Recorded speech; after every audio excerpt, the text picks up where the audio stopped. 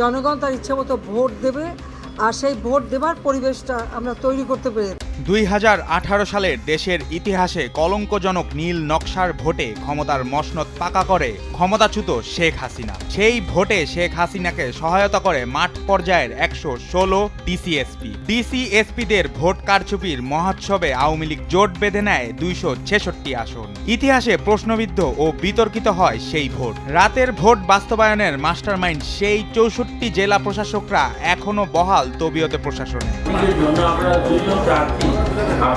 তৎকালীন আওয়ামী লীগ মনোনীত পছন্দের প্রার্থীকে বিজয়ী করতে ভোটের আগেই রাতে ইলেকশন কারচুপির নেতৃত্ব দিয়েছিলেন 116 ডিসি ও এসপি।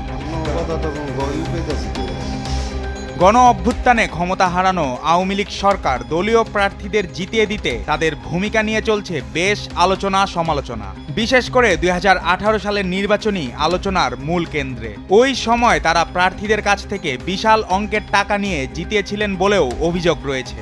নির্বাচনে জেতানোর ফল হিসাবে সরকারের কাছ থেকে উপহার পেতেন প্রমোশন, বড়পদ ও বিশাল অঙ্কের বিভিন্ন প্রজেক্ট। 5 আগস্ট পরবর্তী অন্তর্বর্তী সরকারের আমলেও 116 ডিসিএসপিদের অনেকেই বিভিন্ন মন্ত্রণালয়ের যুগ্ম সচিব, অতিরিক্ত সচিব সহ পুলিশের বড় বড় দায়িত্বে রয়েছেন।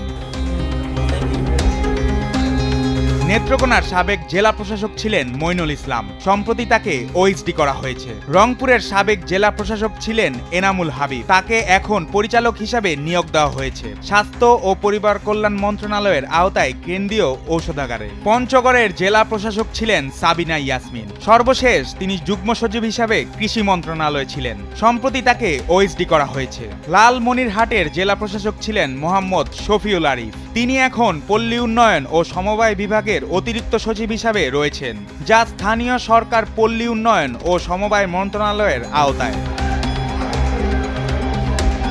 ঠাকুরগাঁওয়ের জেলা প্রশাসক ছিলেন ডক্টর AKM কামরুজ্জামান সেলিম। ঠাকুরগাঁও সরকারি বালক উচ্চ বিদ্যালয়ে গোপনে 27 শিক্ষার্থীকে ভর্তির অভিযোগ ছিল তার বিরুদ্ধে, সম্প্রতি তাকেও ওএসডি করা হয়েছে। কুড়িগ্রামের জেলা প্রশাসক ছিলেন মোসাম্মদ সুলতানা পারভিন, সর্বশেষ তিনি পরিকল্পনা মন্ত্রণালয়ের ভৌত অবকাঠামো বিভাগের যুগ্ম প্রধান ছিলেন। তার বিরুদ্ধে অসদাচরণের অভিযোগ প্রমাণিত হওয়ায় বেতন বৃদ্ধি 2 বছরের জন্য স্থগিত রাখার লঘুদণ্ড দেওয়া হয়। দণ্ড নেওয়ার 3.5 মাস পর সে দণ্ড বাতিল করে অভিযোগের দায় থেকেও তাকে অব্যাহতি দিয়েছে রাষ্ট্রপতি, সম্প্রতি তাকেও ওএসডি করা হয়েছে।